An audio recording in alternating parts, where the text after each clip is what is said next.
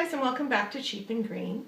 Today I am participating in a challenge issued by DIY Mummy, a fellow Canadian, and it is an organizational DIY or decor challenge, and there will be a playlist, so I will make sure that I send my link to DIY Mummy so I get added to that playlist so you can see all of the tips together.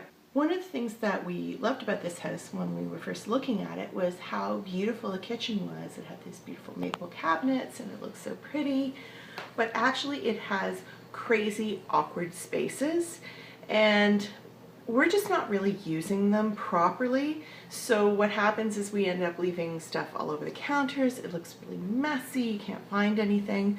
So I'm going to tackle one of our problem corners today. My kitchen has all these weird little corners and sort of triangular shaped cabinets. And this is no exception. This is just a really awkward little space. So I've kind of plopped cookbooks here, and there's this really shallow little thing that we have like a stash of chocolate bars, contraband. But there's all this empty space up here. And you know, honestly, I don't really use half of these cookbooks because if I want a recipe, I usually just go to the internet. So I'm not sure where I'm keeping all of these, and I don't know why I need two separate shelves. And at the same time, I have this hot mess of tea packages and stuff for tea and stuff for coffee that's all over my counter. I mean, look at that. It is awful. But there's no place to put it. So I'm hoping that maybe by cleaning this up a little bit and organizing it, I can stash some of my tea overflow in there and get this area a little bit more organized.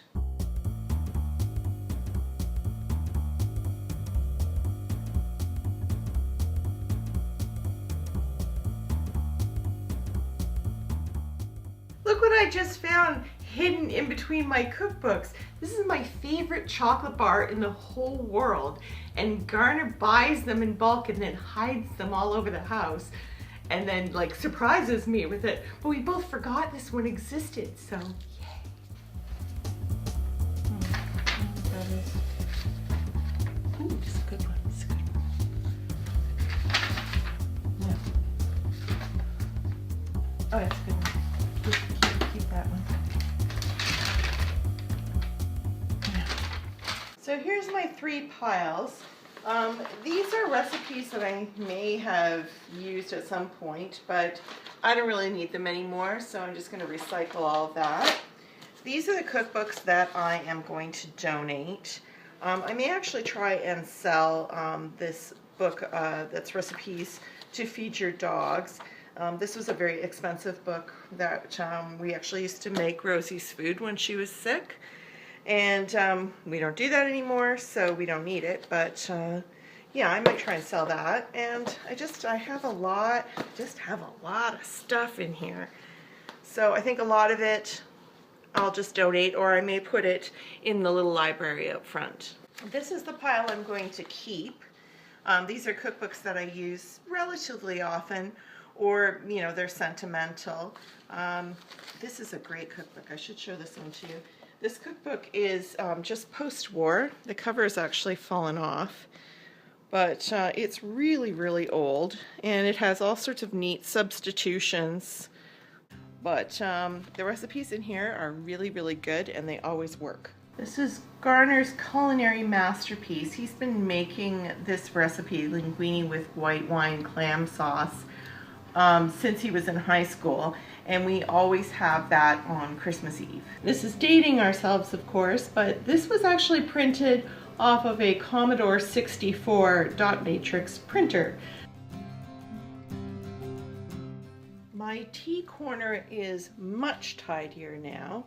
I'm not sure I'm going to leave the chocolate bars sitting there in the milk glass. Maybe, maybe not. We'll have to see how that goes. But it's just nice to have everything contained and not so messy and, you know, with half-open packages scattered all over. And this is what the cabinet looks like now. We were able to contain all of the cookbooks on one shelf. We opened up the middle shelf for the small packages of tea, and the bottom shelf now has big packages of tea and coffee.